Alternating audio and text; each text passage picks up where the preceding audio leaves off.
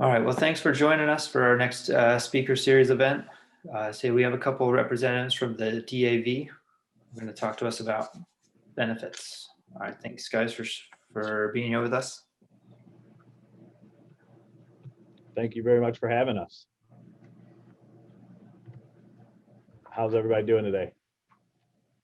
Doing good, thanks. Good. Thanks, Chris. So we're here to talk about VA compensation and claims and how to file claims if you're a veteran, whether or not you're coming off of active duty or currently in National Guard. There's some differences between the two when it comes to VA compensation. So we're going to talk about 3 phases of service connection, which are the 3 main ones that we work within. First and foremost, if there is a veteran out there that wants assistance from the DAV, we are a nonprofit organization. We are funded only through charitable donation and membership. We don't receive any money from the VA or from the government, so we are fully private. In order for the DAV to represent you for VA purposes, the DAV would need a power of attorney form, which is the VA form 21-22. It is for VA purposes only. What that does is we receive it in our office. We sign off accepting and acknowledging that we are fully capable of representing the veteran. And then we send it over to the VA. They then grant us authorization to view your VA claims folder. Meaning if you're already receiving VA compensation, anything that's happened in your previous claims, we will then have access to. We will have access to all medical evidence that's in association with your claims and with your claims only. So if you have a medical issue that's going on at the VA hospital that is not associated with a claim, we will not be able to see any of that. So one more time with that form number, it's a VA form 21-22, which is a power of attorney form that we would need sent into our office downtown Cleveland at the Federal Building to gain access to all your information. Moving right along into what we're looking for service connection. The first form of service connection is direct service connection. And by direct service connection, typically what the VA is looking for is any injuries that you sustained while on active duty. So what does that mean? Obviously, we got full active duty. You've gone through your boot camp, your MOS schooling, and then you're out into full on active duty. You're living the military life day in and day out. If we get into the National Guard or the reserves, at that point in time, your active duty is your basic training as well as your MOS school. The only way or the main way of gaining any type of service-connected disability claims through the VA, if you're in the reserves or National Guard, is if you injure yourself while on a training evolution and you receive a line of duty, LOD, from your chain of command. Essentially, that is your chain of command's way of saying, yes, so-and-so hurt themselves while performing the duties in the capacity of the National Guardsman or a reservist, so where they're accepting responsibility for that injury. Without that line of duty chit, it becomes increasingly difficult to gain compensation for a person who is National Guard or reserves. You have to understand that obviously when we're in the National Guard or the reserves, as I was in the reserves, you're more civilian overall than you are military, because you do the 1 week in a month, 2 weeks out of the year. So at that point in time, it becomes difficult to differentiate, where did this injury occur? Did it happen in the civilian world, or did it happen while you were serving the country in the capacity of your National Guard or Reserve position? Going back to the direct service connection from active duty, it does not matter how long you've been out of active duty. If you have a disability that you injured yourself in service and you're currently dealing with that injury and have a current diagnosis, we would then also need what's called a nexus letter, something from your doctor today that connects your current issue with the injury that occurred in service. So that's the 3 pillars of direct service connection: in-service occurrence, current diagnosis, and a nexus connecting the two. That goes for all physical or mental health conditions. that may have originated within your military service. When we're talking about mental health, there are certain situations that you won't necessarily have been seen in service for a mental health condition, i.e., post-traumatic stress disorder. If you've ever been deployed or been in any other traumatic experience while on active duty, you may not have been seen for mental health while on active duty. It may be something that come about once you got into the civilian world, because that traumatic experience in service impacted you so much it's changed your outlook on life in the civilian world, being hyper vigilant, going to restaurants and having to place your back to the wall to where you can see everything in front of you, not being able to be in large crowds, not being able to watch fireworks because of this extreme startle reflex. So those things can come on after your military service. One thing I will point out about direct service connection as well is, once you come off of active duty service, you do have 1 year to file your claim to where everything can go back to the day after you exit the military. So that's an imperative or a very important thing for you to remember if you are going to file after you get out of the military. Moving on from direct service connection, then we will be thinking about potential of secondary service connections. Secondary service connections are the thought of, if you have a neck injury and now you're having numbness and tingling going down your arms, that can be considered to be neuropathy or radiculopathy. That would be potentially stemming from your neck if it's creating some sort of an impingement, which is now impacting the nerves going down your upper extremities. We would still also need a nexus letter connecting the two. That one's a rather easy one to connect. More difficult would be if you are already service connected for a right knee condition and you feel like, because of your change in gait and the way that you're walking, you're now compensating to the left side of your body and your left knee is now hurting you.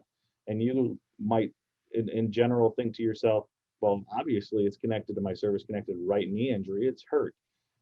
But at that point in time, you need to take your opinion to a doctor and have a doctor agree with your thought process.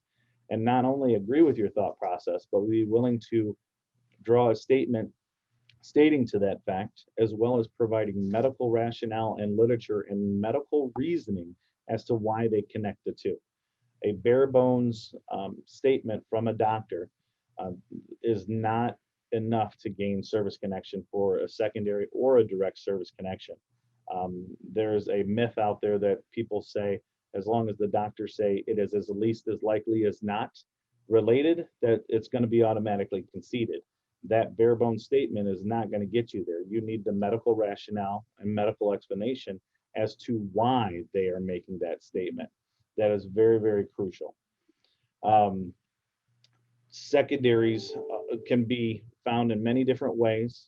And so just always remember that you need to start with your doctor prior to thinking about filing a claim for a secondary. Otherwise, it will more than likely end up being denied fairly quickly without that rationale. The other thing that I would like to say is, using the internet to make a determination of a secondary. My thought process here goes to obstructive sleep apnea secondary to post-traumatic stress disorder. There's plenty of articles out there on the internet that say that that's connected. By a medical standpoint, there's plenty of literature out there that also says there's no way that they're connected. They're two totally separate things. That right there is one of the main things that we see here in our office is obstructive sleep apnea due to PTSD. I read it on the internet. Internet information is very good information, but it's very generalized information. It is a general thought process. It in no way, shape, or form applies directly to you unless your doctor applies it directly to you. So you can start there. You can gain as much knowledge as you want on the internet, but until your doctor who treats you applies that information to you, all it is general knowledge. It's internet-based knowledge, and some of it could be factual, some of it could not be factual. Anybody can post on the internet. Thirdly, I would talk about aggravation. And when we talk about an aggravation of a condition, we get into the thought of aggravated beyond a natural progression. Okay, so that can either be in a current diagnosis aggravating another diagnosis, such as for a 30% rating for mental health, one of the symptoms is sleep disturbance. If sleep disturbance from your mental health symptoms is now aggravating your sleep apnea beyond a natural progression, that could be a way of getting a service connection for obstructive sleep apnea under aggravation of the condition. So if those two start to mingle and you have doctors that agree with that and make those statements, that is one way that we have seen that obstructive sleep apnea can be found to be associated with PTSD. But the association and causation needs to be made by a doctor. Another thing when it comes to aggravation is if you have a pre-existing condition, if you know that you were treated for a sprained knee prior to coming in the military, you played football and you injured your knee, and maybe you had a minor procedure on it, you join the military and you do your 4 years. And during that point in time, you complain a little bit about your knee, but there's nothing major going on. And once you come off of active duty, you try to claim your knee. The question then is, did the military aggravate your pre-existing condition beyond a natural progression? Meaning, if you would have never joined the military, your knee would not currently be as bad as it is. So we need to take that into consideration as well. The other thing that we look at when it comes to getting granted service connection on a whole is when the VA does a review of service treatment records, they're not looking for, I sprained my ankle on a rough march one time, I reported to the medics, they gave me an ACE bandage, ibuprofen, told me to drink water, and gave me a light duty chit for 2 weeks, and then told me to come back if it still hurts. Say you go, you roll your ankle in the second year of your career, and 20 years later you retire. And then you try to claim an ankle injury after you get out. There's a possibility that it will be denied under the thought of whether or not it's a chronic disability or acute disability. Acute meaning you were seen for it once, maybe twice over a duration of time.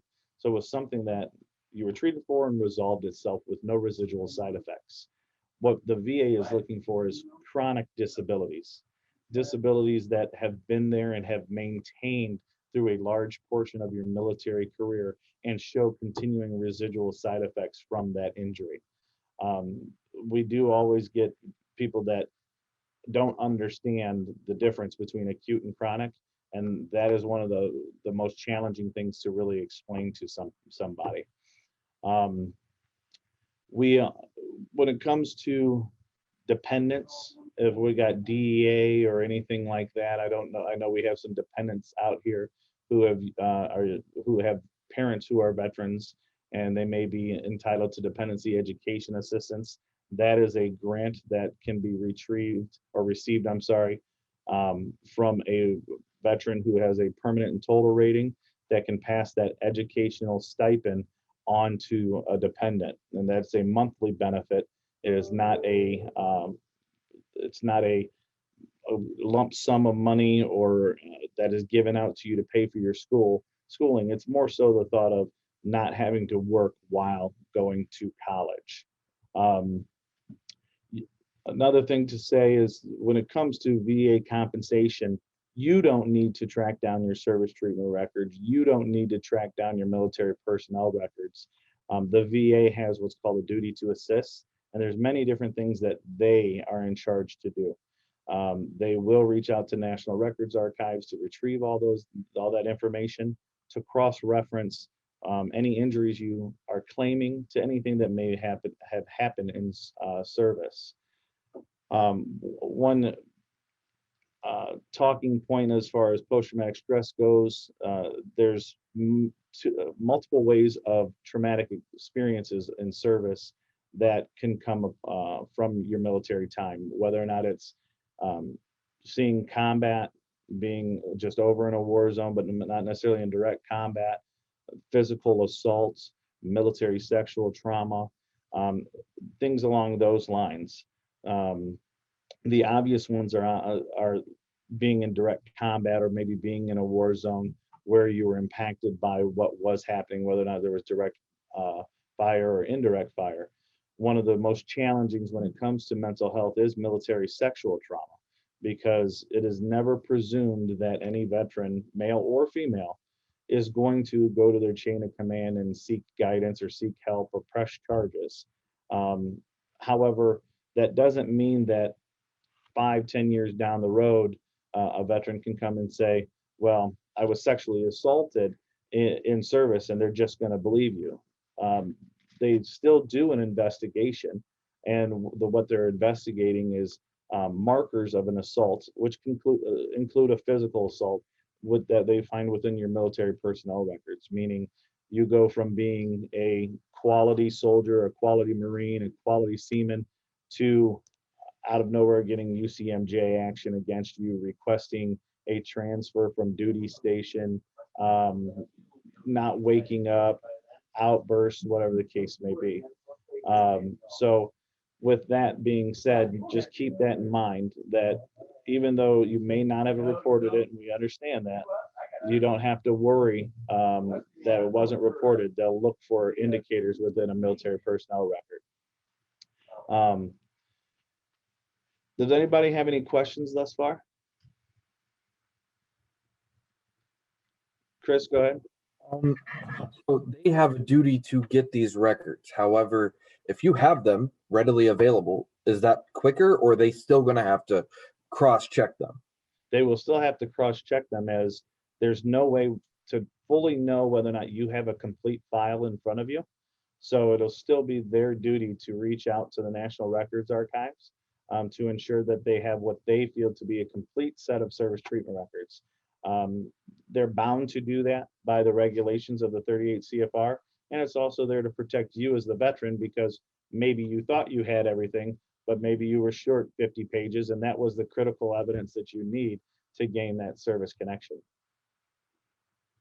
Also, if we receive medical treatment in combat at an aid station that is not specific to even our branch, and we got back and we had the paperwork, but it never made its way into our file, how does that work? Do we present that and they'll archive it, or what? Yes, if you have actual documentation from something that occurred that never made it into your service treatment records, but it's on military forms, and even when you're in an aid station, typically you got a corpsman or somebody signing off on these documents when you're being seen out there. If you have that and they're not a part of your service treatment records, we would absolutely use that as evidence to support a claim, even though it's not visibly in your service treatment records, and then yes, would become part of your record. Okay, thank you. Mm-hmm. Anybody else have any other questions at this point? Okay, so just so everybody's aware as well, we all know that COVID-19 has wreaked havoc in the United States and across the rest of the world as well. COVID-19 has slowed the VA process down, whether or not it's for VA compensation claims or appeals process. Part of the slowdown in VA compensation claims is National Records Archives, where they retrieve your guys' records from. They've actually cut back their staff. We received an email saying that they don't have full staffing, so their response time is slower. VA compensation examinations, CMP exams, those are slower. So be patient if you've filed a claim at this point in time, knowing that it's going to take a little longer. Since I just stated something about compensation and pension exams, or referred to as CMP examinations, I want to make one point when it comes to CMP exams. The best way as a veteran to understand a CMP exam is to understand that it is not necessarily a full-on examination. You're not going in there to get your height, weight, and temperature taken. It's essentially a fact-finding mission to help the VA make a determination on the severity of your disability. They make those determinations through the 38 CFR, Code of Federal Regulations, which the VA is bound by, that Congress has set forth for percentage ratings for specific injuries. You have full access to that book, the Code of Federal Regulations. If you just Google search 38 CFR and whatever your disability is, more than likely you're going to find it. And then you can do a review on what the criteria the VA is looking for your specific disability. Um, you have to understand that the criteria is so specific, it doesn't matter how much more pain you're in or how many pills you are on or how many times you go to a chiropractor. For such as a lower back, it is simply your range of motion. How far can you bend forward and touch your toes without pain? And when do you stop? So understanding your disabilities and understanding what the 38 CFR says for your percentage ratings will go a very long way when it comes to you fully understanding why you're at a percentage rating you're at. Speaking of percentage ratings, understand, as I'm sure most of you do, that math in the VA is not 1 + 1 = 2. Sometimes 1 + 1 = 1. So in that regard, it's a combined rating scale that the VA works on. And at this point in time, there's no talk of that changing. When it comes to that combined rating scale, the easiest way that I describe it, if you're wondering how they came up with those numbers, if you take a whole pizza and you got that pizza in front of you, and say you're looking at that pizza and you say, okay, half of that's bad. So in the disability world, say you get 50% for a back. So half of your body is now bad. So you take half of that away, you're only left with half that pizza. All right, so you got 50% left. Now you get 50% for headaches. You can only take that 50% off of what's left that's good. So half of that, half a pizza is gone. So you're left with a quarter. So now you have 75% gone, which is considered bad, which is your compensation rating, your overall combined rating scale. So that at 75, it rounds up to 80. The VA only operates on whole numbers. There's no compensation for a 75%. It would be at an 80%. So understand that the combined rating scale is definitely not a direct mathematical equation. There are some calculators out there that you can find on the internet that actually do a really good job with helping you when you want to pick and plug numbers and see where your percentage ratings fall. Any other questions at this point? George, go ahead. Can you speak to the importance of working with a service organization, both for your original claim and for any appeals? Why it's so important to have somebody assist you? Okay. So when it comes to claim work and appeals, having a veteran service organization is important as me sitting here having this conversation. I work within the 38 CFR every single day. So do all the national service officers I work with. So we are essentially trying to become subject matter experts of a position that you're in, being in a VA compensation world, not understanding why the VA is making the determinations that they are. So that's part of our job, is to be able to understand that and break that down into layman's terms for those people who don't practice it every day and have an understanding on what the VA is looking for and what they expect. I know we as the DAV, we are free of charge for any veteran that wants assistance. You do not have to be a member in order to get our assistance, and it's 100% free of charge. When it comes to appeals, you'll hear people say you need to get a lawyer, you got to get a lawyer. Well, you don't need to get a lawyer, because there's nothing that a lawyer, that a quality service officer can't do for you. We act in that capacity to be able to use the rules and regulations set forth by the VA to act in the capacity of an attorney going in front of a veterans law judge to argue why within the regulations you should be granted what you're requesting. And the only thing that a lawyer can do for you that a service officer cannot do is take 20% of your possible retroactive compensation. So there's no gain. A lawyer cannot reach out to the VA and expedite your claim. To be honest with you, a congressman cannot do that. A senator is not going to do that, because you have to think that that senator would be putting you in front of, hundreds of thousands of other veterans when they've been waiting just as long as you have, if not longer. One of the main things that you get out of a national service officer or competent service officer of any sort whether or not they're from any other organization, is education. When you have a question and you don't understand it and you reach out, we should be able to answer that question. And if we can't answer that question, we have all the references and guidance to be able to find an answer for you. So you don't have to be looking through 36 pages of a notification letter to truly understand. All you've got to do is reach out, send an email, or place a phone call. If you are represented by the DAV and you call in and we don't answer, don't think that we're just not answering our phones, because usually if we're not answering, we are on the phone with another veteran taking care of them. You can reach us downtown Cleveland at the Federal Building. Our office phone number is 216-522-3507. There may be a voicemail at the end that maybe says something about a message. We don't have access to those messages, so please don't leave a message. Please just try back again at the phone number. If not, we do have a direct email box that the email address is dav.vbacle@va.gov. So we can be reached either one of those two ways. We typically respond to our emails within 24 to 48 hours unless something comes up. Understand that when you're represented by the DAV, you're represented by the organization, not just one national service officer.